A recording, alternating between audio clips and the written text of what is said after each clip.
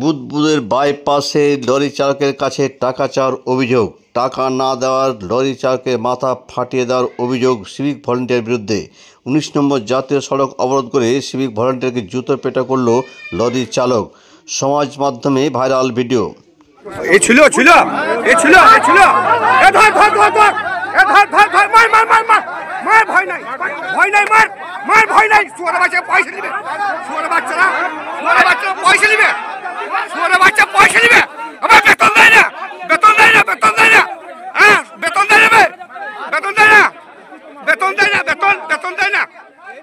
মাইনে দেয় না, সালা মুরব্বী মানুষটাকে মেরেছিস, সালা মুরব্বী মানুষটাকে মেরেছিস, ডাক তুকুন আছে, ডাক সালারা, ডাক।